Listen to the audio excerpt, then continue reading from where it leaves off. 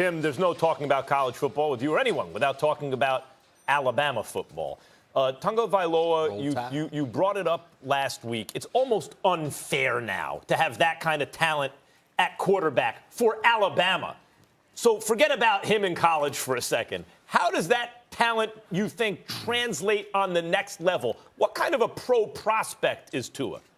Listen, I think he has intangibles that are really tough to compare, to try to teach. He has an ability, just an innate ability to move in the pocket. His accuracy is uncanny. I haven't seen anybody in college football with his type of accuracy. I think that does translate to the next level. I don't think he has the strongest arm, but I think he'll be able to get away with it because of the systems in the NFL now. It's not a 7-step drop. All of these teams are running spread systems. All of them are in the shotgun, and they're getting it out of the quarterback's hand fast. I think he will succeed at the next level, and I think he will be extremely talented, but I also think it's important to find the right fit.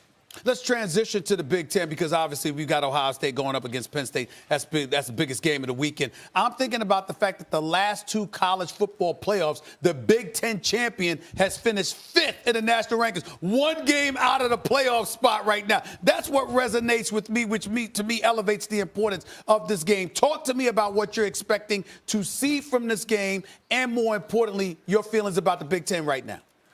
Well, I haven't been impressed by the Big Ten so far this year. I've been let down by Michigan. I've been let down by Wisconsin. Everybody talked about the depth, and I don't see that really this year. I think they have one exceptional team in Ohio State, and I think everybody else is competing for number 2. And specifically in this game, yes, I know it's going to be a wideout. It's going to be crazy in that environment, and so Ohio State's going to have to withstand that. But I told you guys before week 1, I thought Dwayne Haskins is one of the best players, and he's my dark horse for the Heisman. And I think he'll be the best player on the field. And I think at the end of the day, he's going to light it up to get a fourth quarter, probably come from behind win for Ohio State. Tim, what about Stanford and the Irish in South Bend? How do you see that one playing out? You know, to be honest, I think both of these teams are really well coached. They're very sound, but I think both of them are overrated. You look at Notre Dame, and they had to squeak by Vanderbilt, who dropped passes, fumbled at the 1, and Notre Dame was fortunate to get a lot of calls to beat Vanderbilt. And, you know, I think they're kind of lucky to be ranked number 8, and Stanford was fortunate that Oregon couldn't hold on to the ball last week. So I think that both of these teams are slightly overrated, and I think that the Pac-12 really needs this game for Stanford because they've taken some shots this year so far.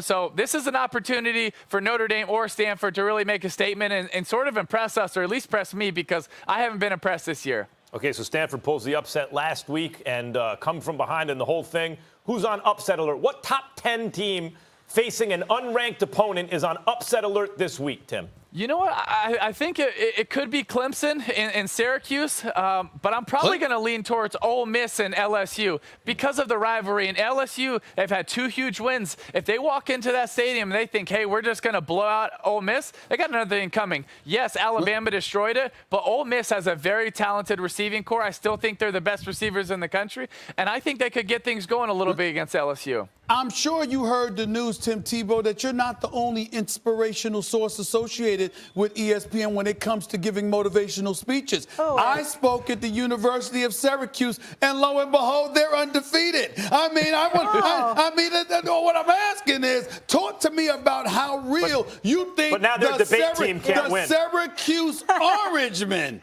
how legit do you believe they are, especially after I had to motivate them? Stephen A., it must be you. But listen, they got a long way to go. They haven't really played anybody yet. So we're going to see how when they play some teams. What I do like about Syracuse is I like the way that they play together. You watch their speeches before a game, their speeches after a game. Their coach is really rallying that team and getting some belief in that university right now. And that's something they haven't had since Donovan McNabb. Listen, they're bringing in guys like you to speak to them. That changes a program. It changes a team. And we're talking about them on First Take. And that's something we haven't done since the 90s. That's right. In other words, it helped them tremendously that they brought me in. He was saying that they were I want to make sure they were desperate. That's why they brought me in. Okay, we understand that. But at the end of the day, you're hating Tim Tebow. You're hating, and here's why. You should be applauding them for beating up on Florida State because that was one of your nemesis. Who is Florida State? Florida State almost lost to Samford. Stephen A.? Tim, Florida Stephen State has A misunderstands. That's not the point. That's not the point. Stephen A misunderstands why they bring him into these things. What they do is they tell the kids, if you continue to play like this, I'm going to have this guy yell at you for the, he's coming back next week. First of all, I did not yell at them. And secondly, I don't mean to brag, but I'm kind of an exceptional motivational. You don't mean to brag? What did you tell him, Stephen A? Give us a snippet of what you told him. Yeah, Say give what? us one thing. Give us a snippet of what you He's told yelling. him. One thing you told them, then we got to go to break. Yes, please. I walked up to them and I said to them, y'all feeling good about yourself? Is this a wonderful feeling? They was like, yes. I said, could you explain to me why you gave up 162 points in the last 3 games of the season last year? Made them feel bad about themselves. Yeah. What are you smiling about? He broke him down. And they stood up and I said, you have not arrived. Oh you have to stand up and step up. This is what you have to do. Head coach told them, we're bringing him back if you don't play back. And I'm proud of the Syracuse Orange Men are making me very, very proud. I'm very proud of y'all.